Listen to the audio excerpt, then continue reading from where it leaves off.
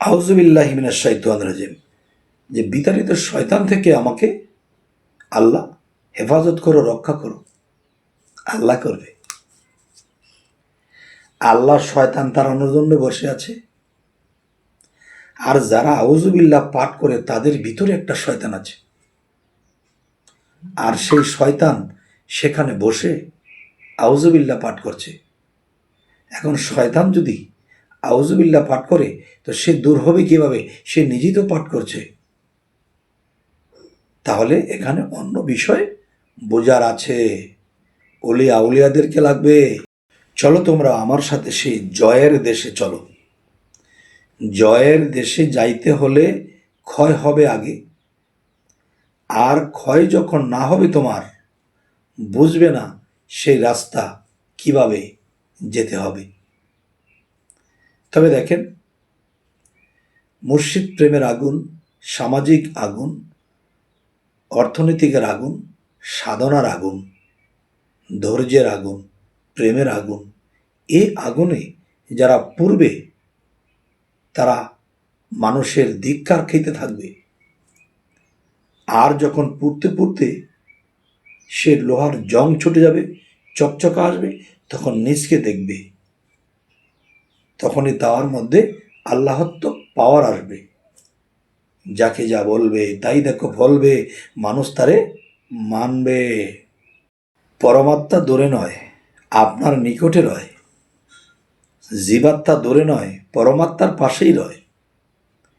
এই দুইটি যদি এক হয় তাহলে ভয় কিসের? আর সেই দুইটিকে এক করার জন্যে আমরা কি করতেছি? নামাজ পড়ি, রোজা করি, কিন্তু হচ্ছে না। যখন মুর্শিদ ধরার পরে যখন প্রেমে ফানাফিল্লা হইয়া সাধারণ দেশে চলে যাবেন, দুধকে মথন করতে করতে যেমন ঘি মাখন ছানা আলাদা হয়ে যায়, ঠিক আপনি যখন সে সাধনার মথনা করবেন তখন আপনার থেকে সেই আল্লাহ বের হয়ে আসবে, সাক্ষাৎ হয়ে যাবে। সকলে ভালো থাকবেন। আল্লাহ হাফিজ। রেচক পুরক কুম্ভকীর্তি লুপ্ত করো কাম বেকার, পরের চক্রস্বর নিগমিতে করো ধ্যান, দম সমর্থে করো সাধন গুহ্যমূলে মোলাদার, সেই পদ্ধতি কুণ্ডলিনী ভজঙ্গল সেই রূপিণী, 3.5 পেজ দিয়া তিনি দৃষ্টি রাখছেন সহস্রবার। কিভাবে? আপনার মধ্যে যদি রুহু না থাকে বাঁচবেন, পরমাত্মা না থাকলে কি বাঁচবেন? আপনার মধ্যে 3.5টা পেজ দিয়ে আছে, 2 পেজ একাত্র গিয়ে লেগে আছে। যখন এই লেগাটা ছেড়ে দেবে তখন আপনার আত্মা বের হয়ে চলে যাবে। এর আগেই কিন্তু আপনাদের সেই সাধনা, সেই আল্লাহকে সন্তুষ্ট এখান থেকে করে যাইতে হবে। ভালো থাকবেন। বিসমিল্লাহির রহমানির রহিম। কেন পৃথিবীতে এসেছি? নিজেকে জন্ম জন্মান্তরে হারিয়ে ফেলেছি। নিজেকে পাইবার জন্যে আমি খুঁজতেছি। একা একা খুঁজলে কি চলবে? একজন কামেল মুর্শিদের মাধ্যমে খুঁজতে হবে। যে নিজেকে খুঁজে পেয়েছে তার কাছে যদি আমরা যাই তাহলে আমরা নিজেকে খুঁজে পাব। সকলে ভালো থাকবেন। আল্লাহ হাফিজ। প্রেমের মানুষ বলে তারে এই পিঞ্জর হতে ছেড়ে গিয়ে ঘুরে আবার আসতে পারে। দমের কোঠায় চাবি দিয়া, হাজ থেকে নেস্তি করিয়া, ফানাফিল্লার হালে গিয়া শ্রীকলানগরে, পরম বন্ধুর হবে দেখা বর্জক শহরে। মরা হইয়া ধরছে যেজন, লাখ পাইয়াছে অধরারে, সুলতান নাসিরা মোকামে জলি এবং খফি দুয়ের শোনে, গেলে দেখতে পাবে ধ্যানে মুর্শিদকে নজরে। আপনাকে হারাইলে পাওয়া যায় মাসুকেরে, এবার মুর্শিদ রূপ মিছিলে পড়ে তারে দেখিতে পারে। সে কে? তাকে। ভালো থাকবেন। এই দেহ কোরআনকে বুঝতে হলে কাগজের আয়াত কোরআন আমাদের বুঝতে হবে। যখন বুঝতে পারবো সে আয়াত কোরআন, তখন বুঝতে পারবো দেহ কোরআন। আর দেহ কোরআনের ভিতরে বসত করে সেই রুহে ইনসানিয়াতের কোরআন। তাকে কি করে পেতে হবে সেটাও কিন্তু। নিরঞ্জন কাকে বলে? নিরে আসে নিরে যায়। প্রেমের ফানাফিল্লা যদি ঢেউয়ের তালে সে উঠে বেশে, তাকে পাইতে হলে আমাদের প্রেমে ফানাফিল্লা হতে হবে।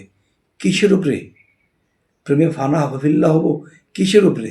কোনো ছেলে ভালোবাসে কোনো মেয়েকে, তার একটা রূপ আছে। আমি যে আল্লাহর প্রতি প্রেমে ফানাফিল্লা হবে, তাহলে আল্লাহর রূপ কোথায়? আল্লাহর রূপ হলো আপনার মুর্শিদ রূপ। খালাকাল ইনসানি আদম আলী সুরাতি। তাহলে কি হবে? এই স্রোতে যখন আপনি ডুবে যাবেন, তখন সেই নিরঞ্জন নামে খোদাকে দেখতে পাবেন। ভালো থাকবেন। আল্লাহ হাফেজ। পীর মুর্শিদ ধরে মানুষ আল্লাহকে লাভ করে, আবার পীর মুর্শিদ ধরে মানুষ মহাপাপ করে। কেন? পীর মুর্শিদের কাছে যাওয়ার মূল উদ্দেশ্য হলো, আমি জন্ম জন্মান্তরে নিজেকে হারিয়ে ফেলেছি। কে আমি? আমি আমাকে জানি না, আমি আমাকে চিনি না। আমাকে চেনার জন্যে, আমাকে পাওয়ার জন্যে আমি মুর্শিদের কাছে যাব। এখন সেই পাওয়াটা কি? কে আমি? আমার দেহের মধ্যে আমার পরিচয় কি?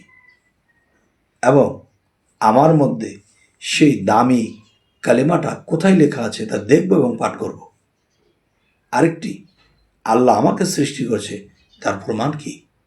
এই ঘড়িটি যে বানিয়েছে সিকুফাক লেখা আছে, তো আল্লাহ যে আমাকে সৃষ্টি করেছে, সেই আল্লাহর কোম্পানির নামটা আপনার মধ্যে কোথায়? এই তিনটা বিষয় পেয়ে বায়াত হব, জীবন ধন্য হয়ে যাবে। কোরআন সুর করে পড়ার বিষয় নয়। কোরআন একটা চিঠি।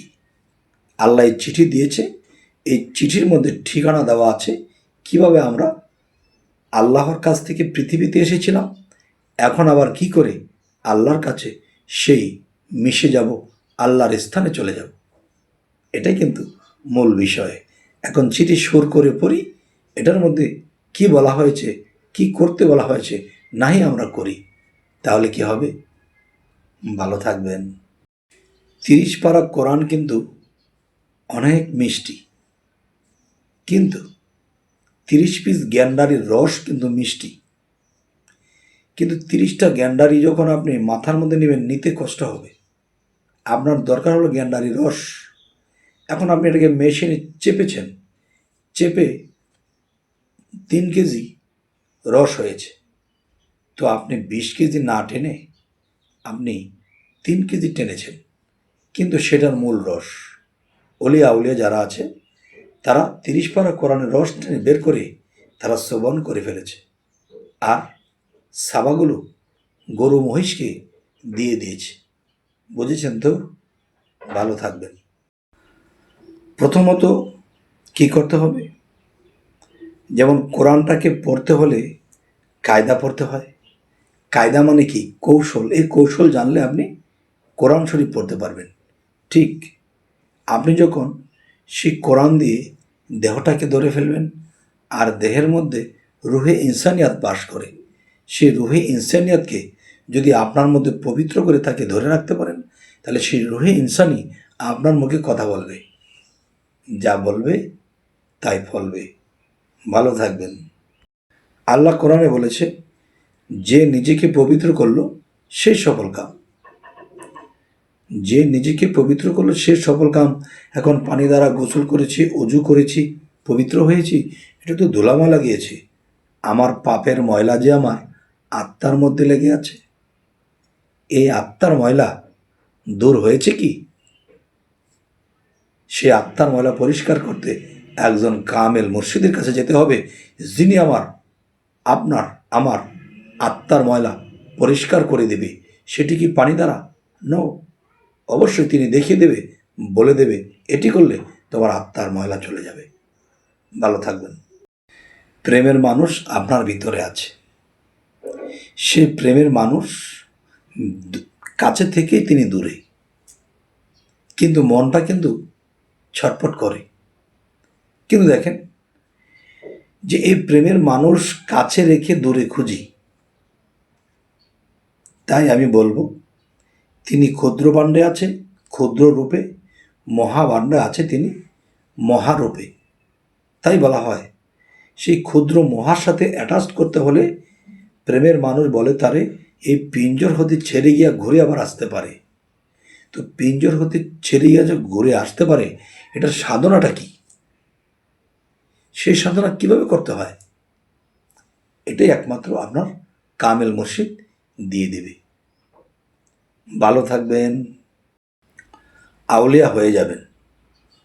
একটি কথা, কুকুরের দিকে লক্ষ্য করবেন।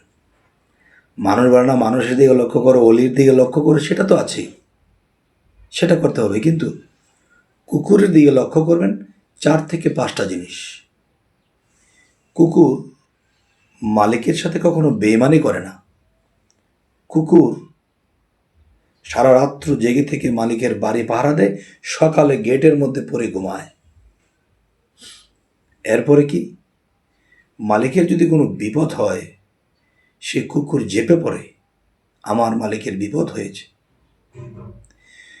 কুকুর 4-5 দিন কিছু খায়নি, মালিক তার সামনে পোলাও কুরমা খাচ্ছে, কুকুর আটটা দিয়ে বসে আছে, মালিক দিলে খাবে। এই ধৈর্য কি মানুষের মধ্যে আছে? আগে এগুলো আনুন। ভালো থাকবেন। আফসোস করছেন কেন? কি নিয়ে এসেছিলেন এবং কি হারিয়েছেন? তাহলে আমি বলবো যে আপনি কিছু আনেননি, এখন নিয়ে যাবেন কি? নিয়ে যাবেন প্রেম ও ভক্তি, বিশ্বাস ভক্তি, এবং আপনার নিজেকে আল্লাহর নামে অর্পণ করে দেবেন। আর আল্লাহ এই ফাঁকে দুঃখ দুর্দশা দেবে পরীক্ষা করার জন্য। সেটি আল্লাহ কোথায় বলেছে? ওয়াল্লাযী খালাকাল মাউতা ওয়াল হায়াতা, অর্থাৎ আমি মানুষের মৃত্যু ও জীবন সৃষ্টি করিয়াছি পরীক্ষা করার জন্য। তোমাদের মধ্যে কে কর্মে উত্তম? সকলে ভালো থাকবেন। মানুষ নামের বেহুশ যারা চিনিল না আল্লাহরে নিরাকার বলে, তারা নিজেরাই রইল দূরে। তাই বলতে চাই, আল্লাহকে যদি পৃথিবীতে থাকতে আমরা না চিনি, না জানি, না দেখি, তাহলে মৃত্যুর পরে সেই হাসরের দিন আল্লাহ যদি আমার সামনে দিয়ে আসা যাওয়া করে, আমি চিনব না, কারণ আমি তো দুনিয়াতে দেখিনি। এই কথাটি শরীয়তের লোকেদের জন্য বলেছি। মারেফতের লোক তো বোঝে যে হাসর কোথায়, মিজান কোথায়। সকলে ভালো থাকবেন। আল্লাহ হাফিজ। কোরআন পড়তে পড়তে পড়তে পড়তে মরতে মরতে মানুষ মরে যাবে, আল্লাহর সন্ধান পাবে না। কেননা আকাশে চিল ওড়ে, মাটিতে ছায়া ঘুরে।